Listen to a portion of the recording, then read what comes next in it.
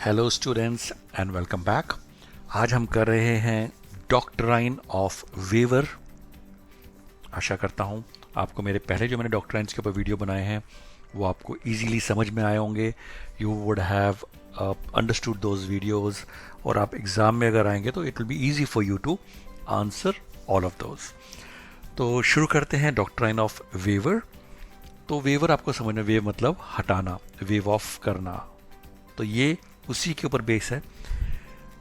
Let's read and understand. An individual possesses certain legal rights which are conferred upon him either by the constitution, statute or a contract।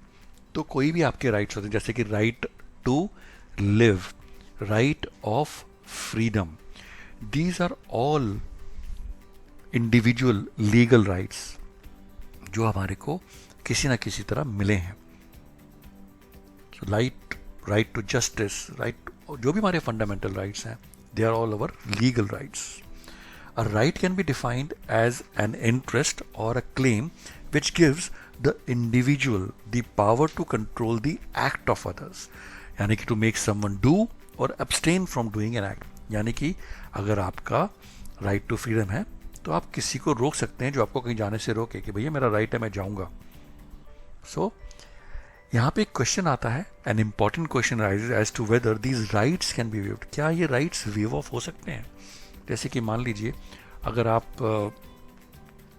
किसी जगह खाना खाने जाते हैं, वहाँ पे आपको थाली मिलती है, आप उसमें बोलते हैं जी मुझे सिर्फ दाल खानी है, रोटी खानी है, मुझे सब्जी नहीं खानी। आप खा सकते हैं, इट कैन बी, बोलेंगे ठीक है जी हटा दो। लेकिन कहीं पे आप जाओ और आपको खिचड़ी मिले तो बोले जी मुझे भैया खिचड़ी में से ना दाल अलग और चावल अलग और मेरे को सिर्फ चावल खाने, तो आप नहीं खा सकते क्योंकि वो आपका एक ही चीज़ है, दैट इज टुगेदर। सिमिलरली जो आपके लीगल राइट्स हैं that are with your body, आप अपनी बॉडी से सोल की तरह हैं, these can not be waived off. यहाँ पे डॉक्ट्राइन ऑफ वेवर एक्ट आता है। So let's understand. Doctrine of waiver as defined by Black's Law Dictionary is the intentional or voluntarily relinquishment of a known right। यानी कि किसी का भी known right जो है, कोई अपनी मर्जी से intentionally अपने right को छोड़ना चाहता है। Waiver is when a person intentionally and with full knowledge gives away his right to exercise or chooses not to exercise that right which the person would otherwise possess। Waiving a right means that a person can no longer assert that right and is precluded from challenging the constitutionality of that law for the benefit of which the right is waived। The doctrine is based on the principle that a person is the best judge। ये doctrine है, इस principal पर base करता है कि इंसान अपनी ज़रूरतों का खुद बेस्ट जज है of his own interest, and when given full knowledge the person should be allowed to decide for himself. और पर्सन को आज़ादी होनी चाहिए कि वो डिसाइड कर सके। In India a person can waive rights conferred by a statute of rights arising out of a contract. अगर आपको कोई कॉन्ट्रैक्ट के कारण आपको कोई राइट्स मिले, आप उसको वेव ऑफ कर सकते हैं, but cannot waive constitutional rights or rights guaranteed by the constitution itself। लेकिन आपके जो rights हैं वो जो कॉन्स्टिट्यूशन ने आपको दिए हैं, आप उनको वेव ऑफ नहीं कर सकते।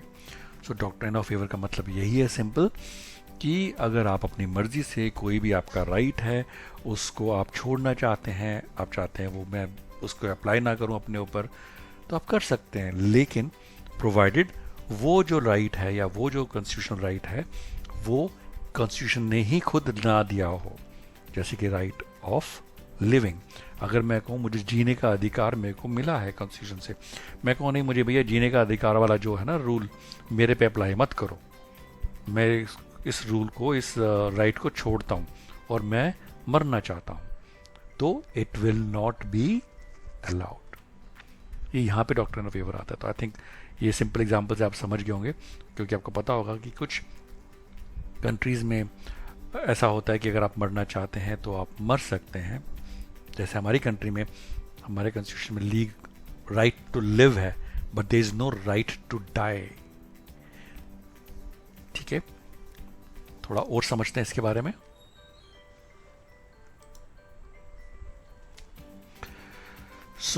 इसमें डॉक्टर एंड वीवर में एक और डिटेल डिस्कशन हुई थी in the case of fundamental rights in Basheshwarnath versus IT commissioner. एक केस था आईटी कमिश्नर और बशेश्वरनाथ के पीछे, in which a reference against the petitioner was made to the Income Tax Investigation Commission। जो इनकम टैक्स की investigation वाली commission थी उसके अगेंस्ट एक रेफरेंस आया था under section 5(1) of the taxation of income act. यानी कि एक टैक्सेशन ऑफ इनकम एक्ट होता है, उसके अंदर उसमें क्या हुआ, जो commission investigation commission had decided upon the amount to be treated as concealed income. इसमें जो बशेश्वरनाथ था उसकी कुछ इनकम को आईटी कमीशन ने, इनकम इन्वेस्टिगेशन कमीशन डिसाइड कर दिया कि ये आपकी भैया जो जमा पूंजी है ये गलत है, ये आपने छुपाई है। द पेटिशनर एग्रीड, जो पेटिशनर था वो एग्री कर गया, ठीक है जी आप, मैं मानता हूँ ये मैंने छुपाई है, तो प्लीज़, और सेटलमेंट के लिए एग्री कर दिया कि भाई ठीक है मैं एग्री करता हूँ, मैं फ़ाइन दे दूंगा, मैं पेनल्टी दे दूंगा। और ही एग्री टू पे ₹3 लाख एज टैक्स, 3 लाख उसने टैक्स देने को तैयार हुआ और मंथली इंस्टॉलमेंट की पेनल्टी देने को तैयार हो गया।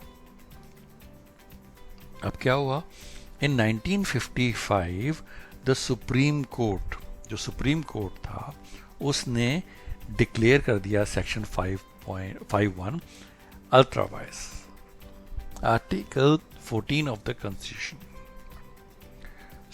जो पिटिशनर था जिसने जो मान गया था कि भैया मैं सेटलमेंट के लिए तैयार हूँ, 3 लाख टैक्स भी देने को तैयार हूँ, पेनल्टी भी दूंगा, उसने अपील फाइल कर दी सुप्रीम कोर्ट में और इन्वेस्टिगेशन कमीशन का जो सेटलमेंट था उसको चैलेंज कर दिया। The respondent pleaded that he while agreeing for the settlement had waived his fundamental right। उसने कहा जो मेरा फंडामेंटल राइट था कि इनकम टैक्स गवर्नमेंट या कोई भी लॉ जो है वो हर एक इंसान के साथ सेम बिहेव करेगी, तो कैसे ये सेटलमेंट के लिए मान गए, मेरी पेनल्टी के मान गए, मेरी इंस्टॉलमेंट पे मान गए, तो ये उसने चैलेंज कर दिया। So Supreme Court on a majority basis held that settlement was invalid। Supreme court ने मान लिया ठीक है भैया सेटलमेंट जो थी वो इनवैलिड है, और कई तरीके के व्यूज अपने आर्ग्यूमेंट में सुप्रीम कोर्ट ने दिए, जो कि हैं article 14 cannot be waived for its an admonition to the state as a matter of public policy with a view to implement its object of ensuring equality। मतलब कि अगर आप गाड़ी चला रहे हैं और आपने रेड लाइट क्रॉस कर दी, तो जो पुलिस इंस्पेक्टर है वो आपके पास आया, भैया आपने रेड लाइट क्रॉस करी है, आपका चालान कटेगा। तो आपने बोला जी भाई मैं तो यार सेटल कर लो, पैसे नहीं है इतने, 2000 का चालान है, तो आप मुझसे 1000 रुपये अभी ले लो और बाकी 200 रुपये महीने की मुझसे किश्तें मान लो। ठीक है, मान जाते हैं और आप चले जाते हैं। और उसके बाद आप करते हो कि आप जो लॉ ऑफ इक्वलिटी, आप हर एक को इक्वल ट्रीट करोगे, आप ये तो गलत कर दिया। आपने एक इंसान से आप मान गए कि आप उससे आधे पैसे भी ले रहे हैं, बाकी इंस्टॉलमेंट भी ले रहे हैं, नहीं तो आप किसी से आप एकदम पैसे ले रहे, so that is not equal view. तो ये मैंने आपको समझाने के लिए समझाया है। So article 14 can not be waived and no person can therefore by an act or conduct relieve the state of solemn obligation impose on it by the constitution. A view somewhat broader than the first was that none of the fundamental rights can be waived by a person। कोई भी fundamental rights हैं वो wave नहीं कर सकता बंदा, and the fundamental rights are mandatory on the state and no citizen can by his act or conduct relieve the state of the solemn obligation imposed on it. The Constitution makes no distinction between the fundamental rights enacted for the benefit of an individual and those who enacted in public interest or on ground of public policy. A large majority of the people in India are economically poor, educationally backward, and politically not yet conscious of their rights. Individually or even collectively, they cannot be pitted against the state, and therefore it is the duty of the judiciary to protect their rights against themselves. तो इसलिए right of equality ये judiciary का काम है and they need to protect the rights against themselves. तो students I hope आपको भी ये समझ में आ गया होगा. थोड़ा सा कंफ्यूजिंग ज़रूर होता है लेकिन आप धीरे धीरे एक दो बार इसको देखेंगे समझ जाएंगे. So this was all about doctrine of waiver. इसके बाद एक दो डॉक्ट्राइन्स और रह गए हैं, उनके वीडियोज़ मैं अभी इमीडिएटली बना रहा हूँ. आई होप आप उनको भी देखेंगे और आपको पसंद आएंगे. Thank you for watching my videos, and if you're enjoying these videos, do like, subscribe and share. That keeps me motivated. Thank you for watching.